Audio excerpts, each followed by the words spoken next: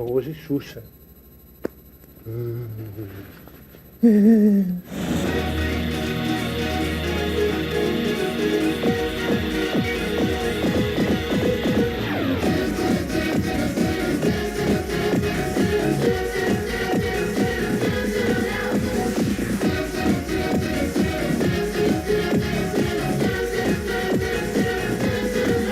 Vou começar perguntando assim. Eu queria que você falasse dos seus sonhos, das suas ideias aos 5, aos 15 e aos 25. 5 anos eu estava no Sul.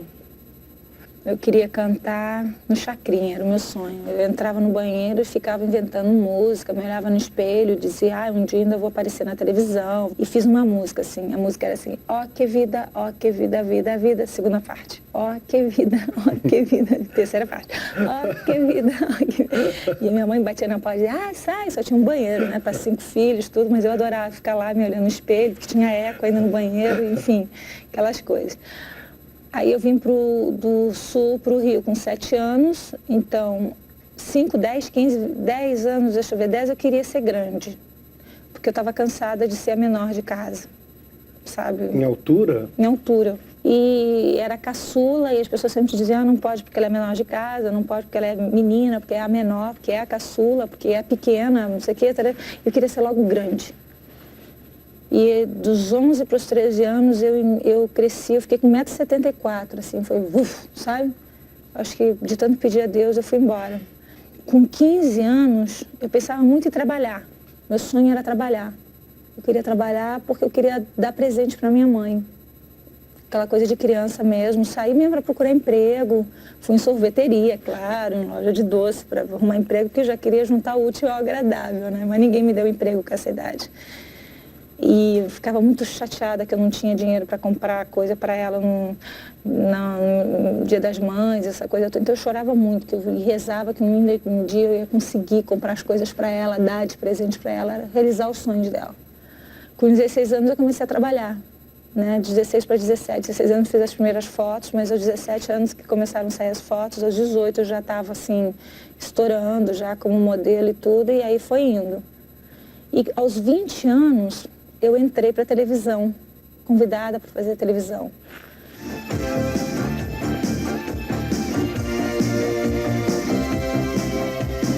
Eu gostaria de falar para vocês meus baixinhos de todo o Brasil, mas de todo o Brasil, eu gostaria de falar para vocês mais um grande beijo, meu muito obrigada, viu? Estou muito feliz por estar aqui.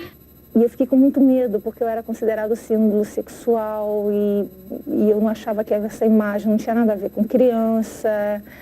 E eu sempre gostei muito de brincar com gente com menos idade do que eu. E eu sempre falei uma linguagem muito natural com eles. Até hoje as pessoas me olham, mesmo as pessoas que me conhecem, falam, nossa, como você fala diferente com as crianças. Que eu falo, pô, cara, para com isso, mané, sai daí. E não é que entendeu? Falo, pô, que isso, senta aí, não quer, então sai, deixa eu te sentar.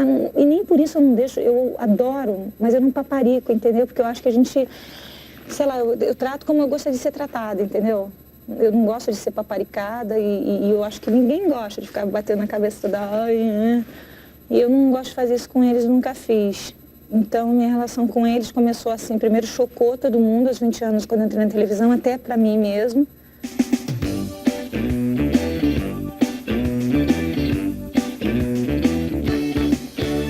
E depois eu comecei a aprender, né? Aprender.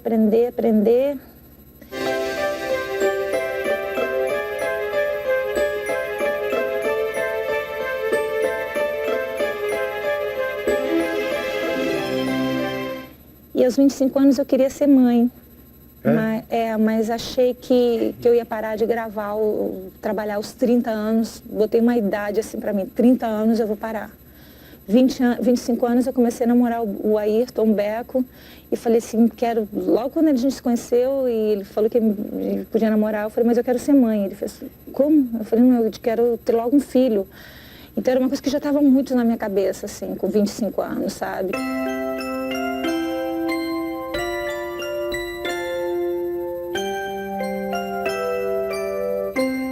Aos 35, botei um limite, falei, tem que engravidar, e aí engravidei, com 34 tive filho com 35, que daí mudou minha vida por completo, aos 35 anos. Para mim, eu acho que tem eu antes e depois realmente dos 35. Posso dizer que até os 35 eu tinha planos para mim, planos para o futuro, planos para minha vida. Agora eu tenho planos para ela, com ela, por ela. Vivo por ela, morro por ela, entendeu? Então mudou assim. Vive então, por ela. É uma coisa que eu já esqueci o que era importante para mim.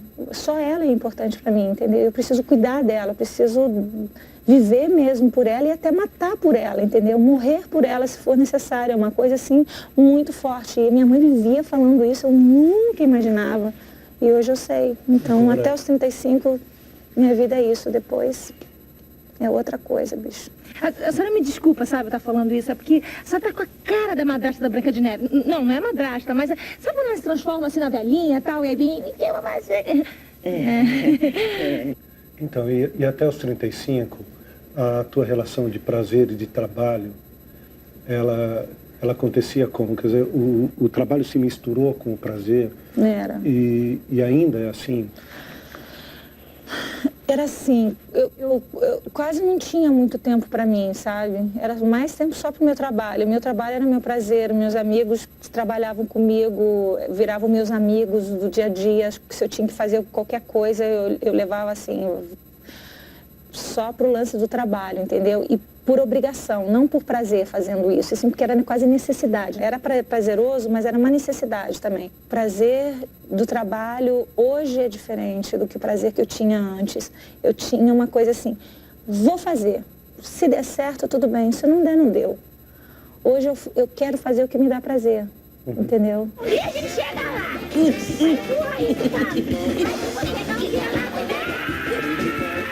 Fiz muitas coisas que não me davam prazer, mas eu fazia por fazer, sabe? Tipo, vamos levando com a barriga, porque a coisa mais na frente vai mudar, entendeu? E aí você chega a uma certa idade que você fala, mas nem a pau eu faço isso. Fazia, agora eu não faço mais. Então tem coisas que hoje eu não faço mesmo, só faço o que me dá prazer. Mas você acha que você abriu mão de várias coisas que poderiam ser de outra maneira em função disso? De tanta gente, de tanta solicitação? Hoje não, mas antigamente eu abria mão da minha liberdade. Eu não tinha liberdade para nada. Eu só fazia isso. Eu fazia isso, como disse, eu ia conforme o vento levava, entendeu? E achava que deveria ser assim. Eu não pensei que poderia ser de outra maneira, porque eu sempre deixei que as pessoas levassem a minha vida, entendeu? Muitas pessoas pensassem por mim, agissem por mim, e eu não sabia nem para onde é que eu ia no outro dia, e vamos para lá, tá bom, vamos, você tem que fazer isso, tá bom, eu faço. Precisa de... Então eu não tinha liberdade para fazer nada do que eu queria. Então eu acho que tem uma coisa assim, eu amadureci como pessoa, como profissional, eu amadureci como ser humano, eu amadureci, entendeu? Eu assumo os meus erros, eu sei que eu posso errar, eu acho que eu devo errar, porque eu sou um ser humano. E antes eu não deixava, não queria, não podia. Nem as pessoas queriam ver isso, sabe? Era tipo quase que assim, um ídolo que não pode fazer xixi, que não pode soltar pum, porque não pode, é ídolo, entendeu? Primeiro eu achava que eu era desenho animado, depois eu achava que eu era, sei lá, um brinquedo. Uma bonequinha. A rainha, aquela coisa intocável, descido da nave, ninguém podia tocar, 20 seguranças e num castelo. E agora eu falo para as pessoas, pelo amor de Deus, entendeu? Tudo isso que eu vivi, tudo isso que eu aprendi foram fases, foram coisas importantes na minha vida, mas eu sou um ser humano, acima de tudo, eu sou uma pessoa que quero cada vez mais aprender, eu tenho tanta coisa para aprender. E se me botarem num pedestal, se me botarem num lugar muito alto, eu nunca vou aprender nada. Agora, a liberdade de você poder fazer o que tu quer, pensar do jeito que tu quer, sabe? Usar a roupa que tu quer, eu não podia fazer isso, sabe? Eu tinha limites para tudo isso. E te digo mais, e eu achava que isso era normal, que era a vida de um ídolo, ou de um mito, ou era esse o preço que eu devia pagar para ter tudo que eu queria. E como eu estava viciada e queria isso sempre, então eu falava, não, tem que ser assim. E não precisava ser, entendeu?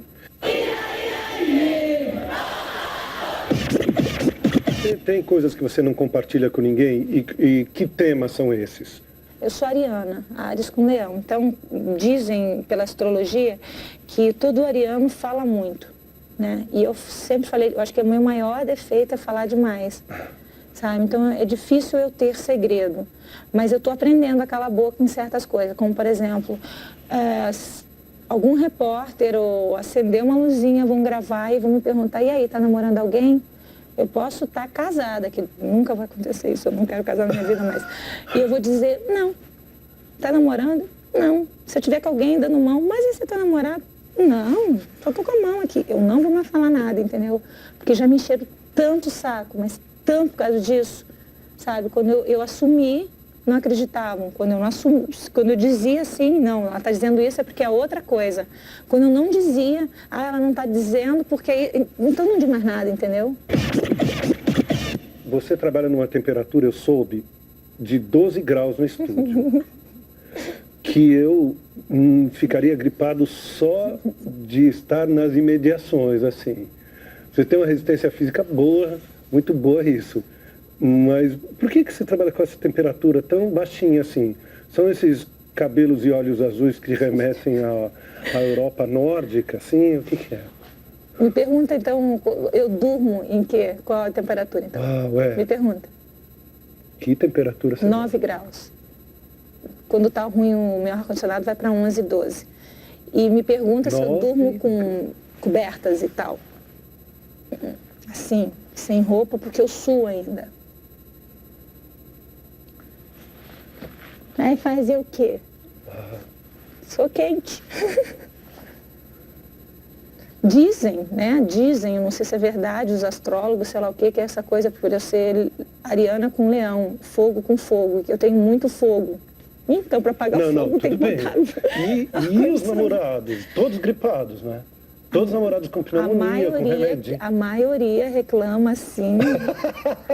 Entendeu? As pessoas que passaram na minha vida, bicho, sabe? Muito gripados. Não. Imagina o Woody Allen se apaixonar por você.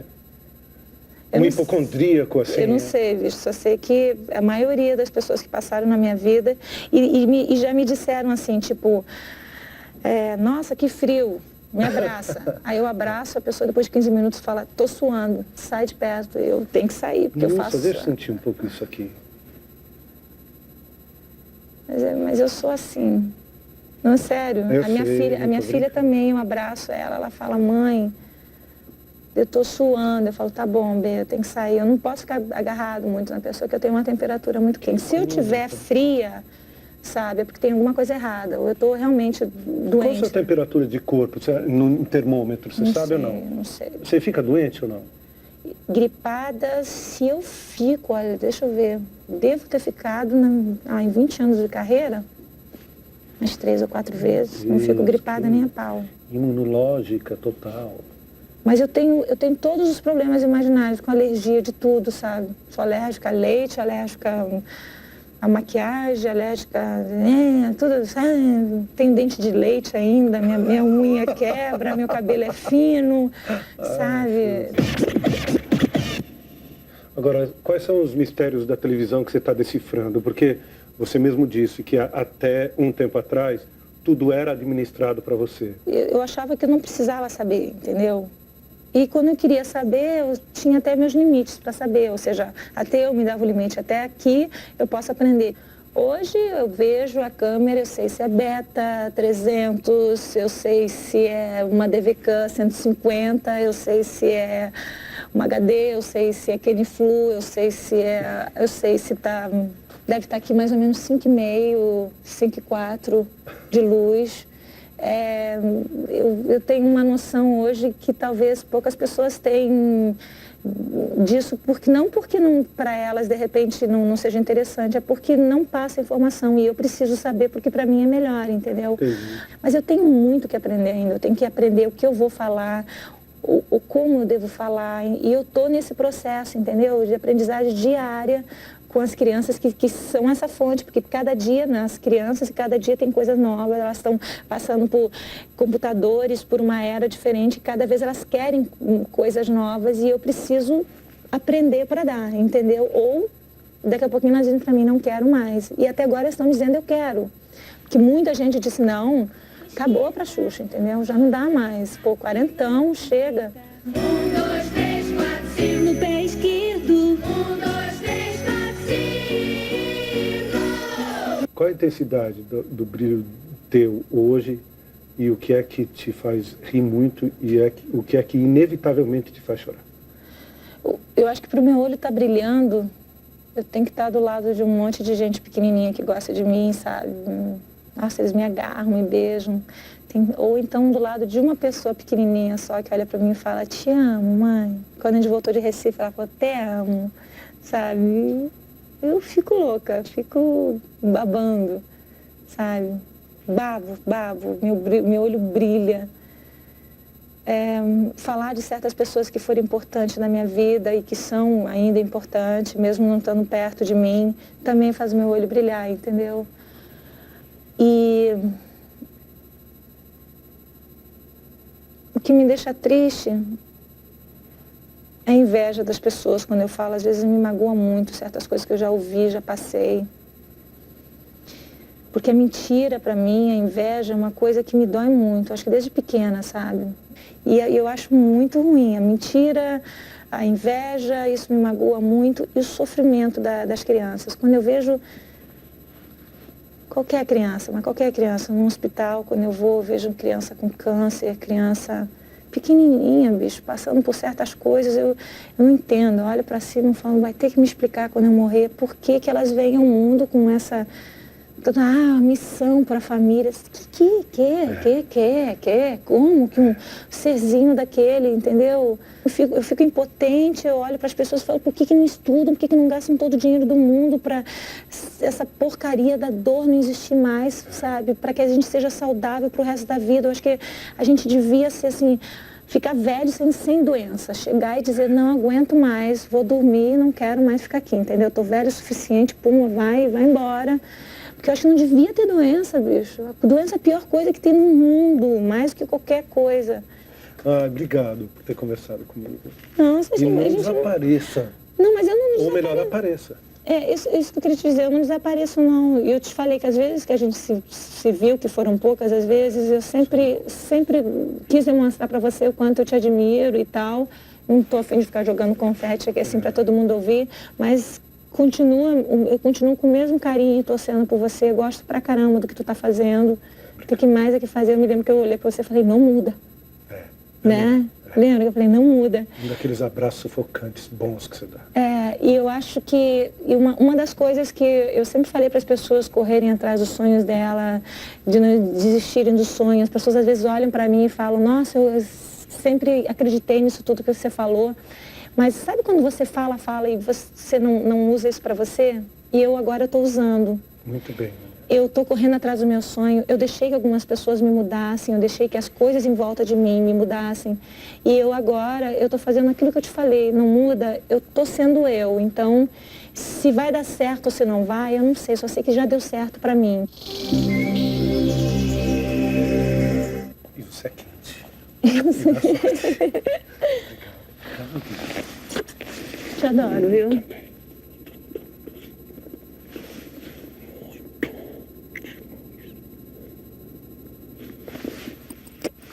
Muito bem.